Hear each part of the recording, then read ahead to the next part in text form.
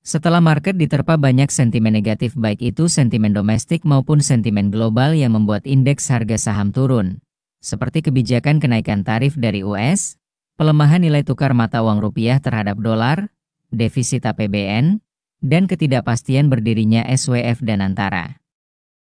Tentunya akan timbul pertanyaan terkait saham sektor apa yang akan menjadi core atau leading indikator yang menunjukkan fase awal pulihnya indeks saham. Di saat mayoritas harga saham turun, yuk kita cari tahu sektor apa saja.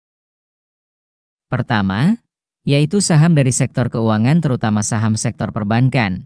Dari data yang saya dapatkan Sobat Invest dapat menemukan data tersebut di IDX bagian data pasar dan selanjutnya bagian fact sheet index. Tentu saja karena bobot sektor finance atau keuangan terhadap indeks per bulan Maret 2025 di atas 35,6% dari keseluruhan sektor yang ada saat ini. Jika kita lihat pergerakan harga saham BBCA dan indeks IHSG memiliki korelasi yang cukup kuat baik itu kenaikan maupun penurunannya, tetapi menariknya secara bobot ternyata saham Bank BCA berada di urutan kedua dengan weighting sebesar 8,49% saat video ini dibuat. Apakah Sobat Invest bisa tebak saham apa yang berada di posisi ke-1?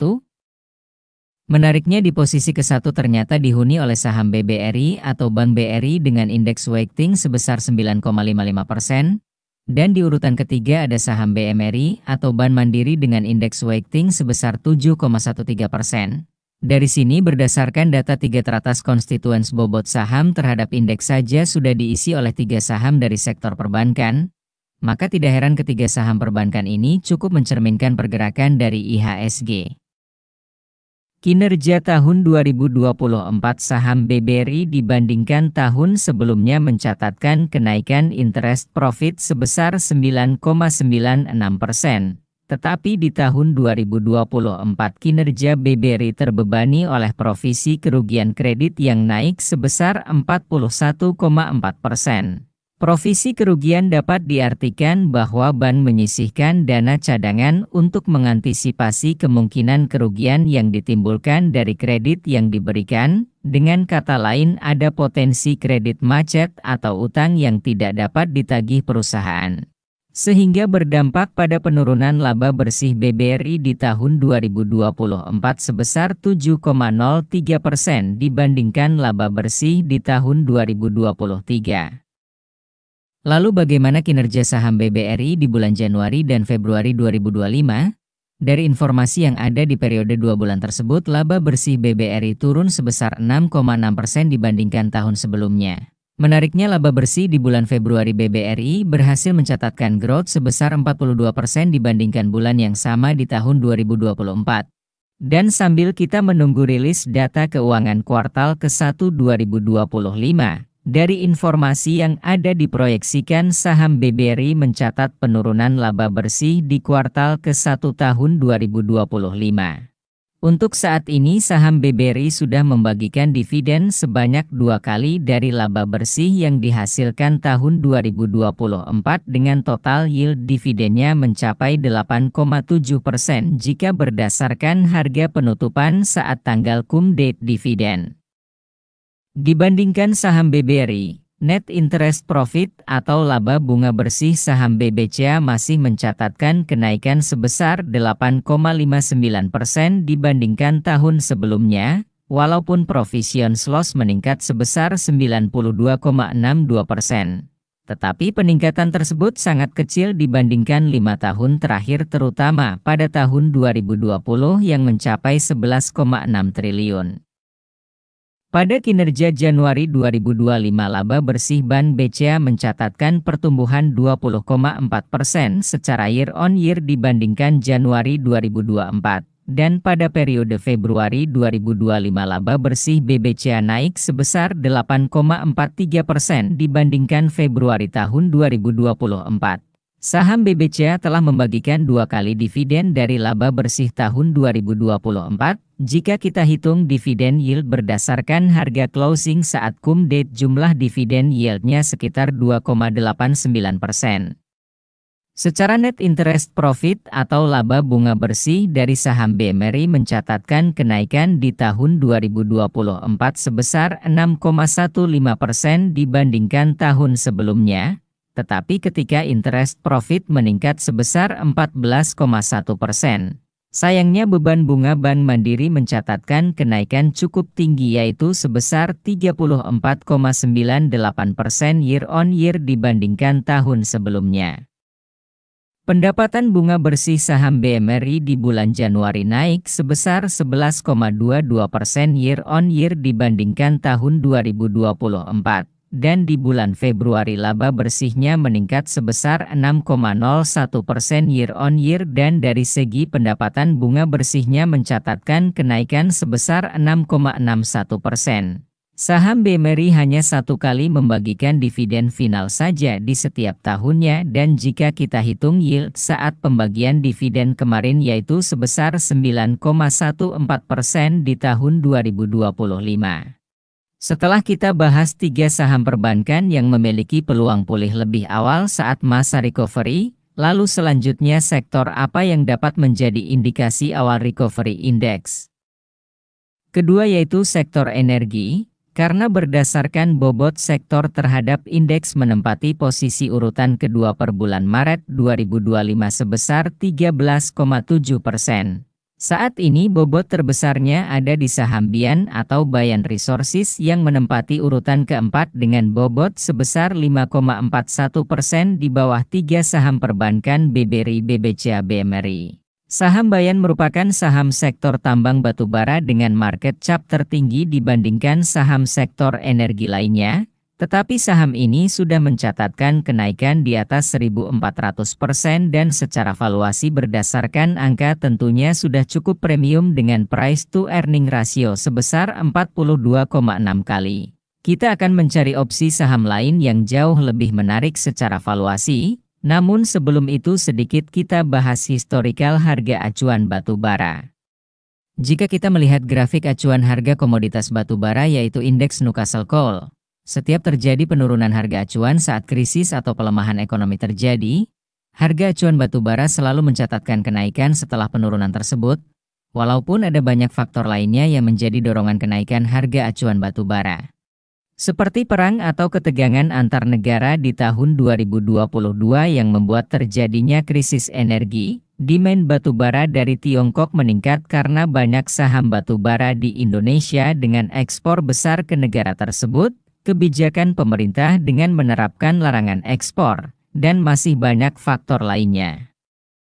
Beberapa saham yang secara valuasi menarik dari sektor energi terutama industri batubara dengan market cap yang besar yaitu ada saham UNTR, saham Adaro dan ADI, saham GEMS, saham PTBA dan ITMG, saham BSSR, dan saham ABMM yang menjadi andalan Pak Loh Heng Hong.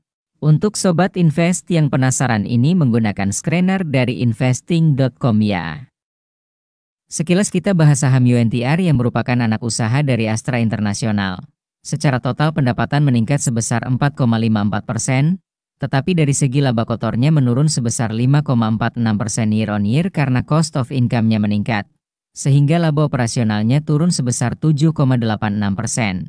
Dan secara keseluruhan laba bersih UNTR di tahun 2024 turun sebesar 5,24% dibandingkan tahun sebelumnya. Dari segi dividennya, UNTR rutin 2 kali membagikan dividen dalam periode 1 tahun laba bersih, dan laba bersih tahun 2024 baru hanya membagikan dividen interim dengan yield 2,45% berdasarkan harga penutupan saat cum date dividen. Berdasarkan histori pembagian dividen final UNTR dilaksanakan sekitar akhir bulan April ini sampai dengan bulan Mei, dan berdasarkan rata-rata dividen yield-nya secara keseluruhan sekitar 10%. Alamtri Resources atau Adaro kinerja laba operasional tahun 2024 mencatatkan penurunan sebesar 7,35%, dan dari keseluruhan laba bersih tahun 2024-nya mencatatkan penurunan sebesar 15,93% year on year.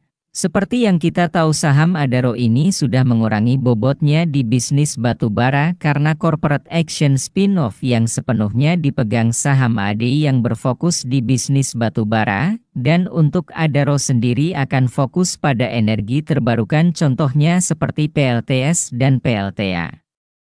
Saham GEMS atau Golden Energy Mines yang merupakan anak usaha saham DSSA milik Sinarmas Group, secara laba operasional tahun 2024 mencatatkan penurunan sebesar 7,72% year-on-year dibandingkan tahun 2023, dan secara laba bersih terjadi penurunan sebesar 8,6% year-on-year. Dari segi dividennya rata-rata saham ini di atas 15% dalam setahun. Saham GEMS sangat rajin bagi dividen terutama dari laba bersih tahun 2024 sudah bagi dividen interim sebanyak 3 kali. Dan saat ini tinggal menunggu dividen final. Saham PTBA merupakan saham BUMN yang bergerak di industri batubara. Kinerja terakhirnya tahun 2024 mencatatkan penurunan laba dari segi operasional sebesar 23,88% year-on-year.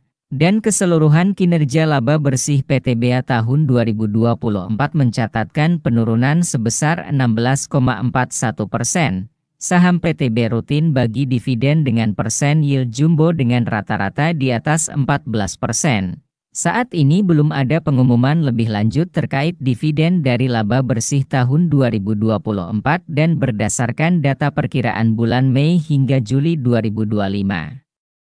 Saham ITMG mencatatkan penurunan kinerja laba operasional tahun 2024 sebesar 22,51% dibandingkan tahun sebelumnya. Dan kinerja laba bersih keseluruhan tahun 2024 juga turun sebesar 25,23% year-on-year.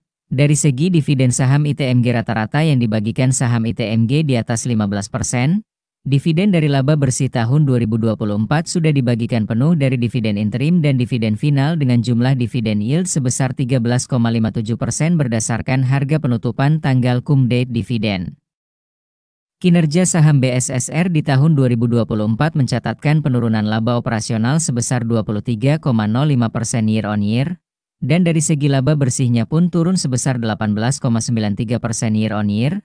Dividen yield yang dibagikan saham BSSR tergolong besar, rata-ratanya mencapai di atas 20%. Pada beberapa tahun terakhir rutin bagi dividen sebanyak 3 kali. Dan pada laba bersih tahun 2024 baru membagikan 2 kali dividen interim. Selanjutnya tinggal menunggu dividen final BSSR yang akan dibagikan. Saham ABMM kinerja laba operasional tahun 2024-nya mencatatkan penurunan yang cukup dalam, yaitu sebesar 68,67% secara year-on-year, dan dari keseluruhan laba bersih perusahaan saat ini turun sebesar 51,78% dibandingkan tahun sebelumnya. Dari segi dividen rata-rata yang dibagikan saham ABMM di atas 9% dan dividen dari kinerja laba bersih tahun 2024 sampai saat ini belum dibagikan. Itulah dua sektor yang memiliki bobot cukup besar terhadap pergerakan IHSG. Dan secara fundamental saham yang sudah disebutkan tadi sangat baik walaupun untuk saham dari industri batubara sejak tahun 2023 sampai saat ini harganya terus tertekan. Tetapi di saat momentumnya tiba tentunya akan sangat menarik untuk kita lirik dan analisa lebih jauh. Semoga video ini bermanfaat, tonton video lainnya juga dan jangan lupa klik like and subscribe. Sekian dan terima kasih telah menonton.